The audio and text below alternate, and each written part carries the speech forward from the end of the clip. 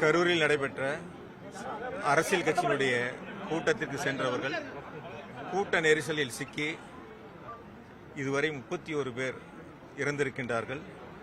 58 பேர் அரசு மாவட்ட தலைமை மருத்துவமனை, மருத்துவக் கல்லூரி மருத்துவமனை மற்றும் தனியார் மருத்துவமனையில் சிகிச்சை பெற்று வருகின்றார்கள்.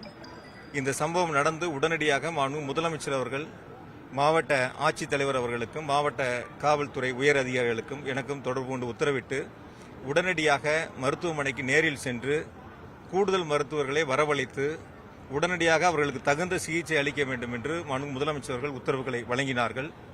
மாண்புமிகு பள்ளிக்கல்வித்துறை அமைச்சர் அவர்களும் மாண்புமிகு சுகாதாரத்துறை அமைச்சர் அவர்களையும் உடனடியாக நேரில் செல்வதற்கு உத்தரவிட்டு அவர்கள் இப்பொழுது வந்து கொண்டிருக்கின்றார்கள்.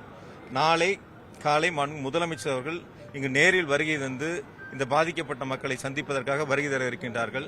எனவே இப்பொழுது இருப்பது 42 பேர், 46 பேர் தனியார் மருத்துவமனையிலும் 12 பேர் மாவட்ட மருத்துவக் கல்லூரி மருத்துவமனையில் சிகிச்சை பெற்று வருகின்றார்கள்.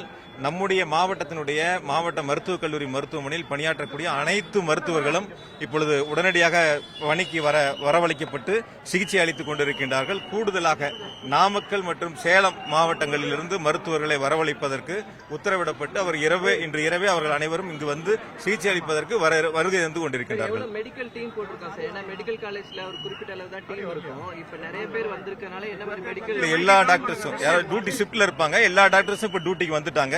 கூடுதலா நாமக்கல் மற்றும் சேலத்திலிருந்து கூடுதல் மருத்துவர்கள் இப்ப வந்துகிட்டு இருக்காங்க. தேவையான அளவுக்கு மருத்துவ மாத்திரைகள் உபகரணங்கள் எல்லாமே இருக்கு. மருத்துவர்களும் இருக்காங்க.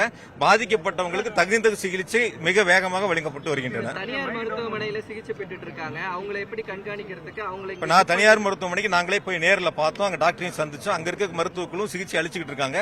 அவங்களையும் பார்த்து அவங்ககிட்ட சொல்லிட்டு வந்திருக்கிறோம். எந்த சிகிச்சைகள் இருந்தாலும் சரி தனியார் மருத்துவமனை அனுமதிக்கப்பட்டவங்களுக்கு அவங்ககிட்ட எதுவும் கட்டணம்லாம் வாங்காதீங்க, நாங்க பாத்துக்கிறோம் சொல்லியிருக்கிறோம். இந்த தகுந்த சிகிச்சை கொடுத்துக்கிட்டு இருக்காங்க. உயர் சிகிச்சை தான் கொடுக்குறாங்க.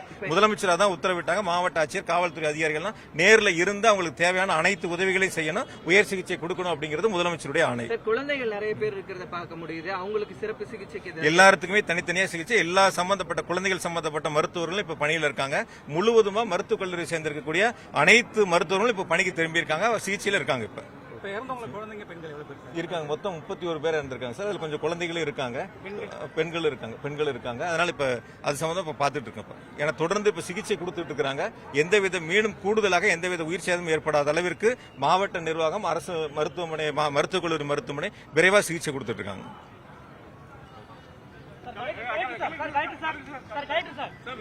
இது பத்தி என்ன விசாரணை குழு என்ன பண்ணிருக்கீங்க சார்? எதனால என்ன பண்ணி நாளைக்கு சிஎம் வராங்க.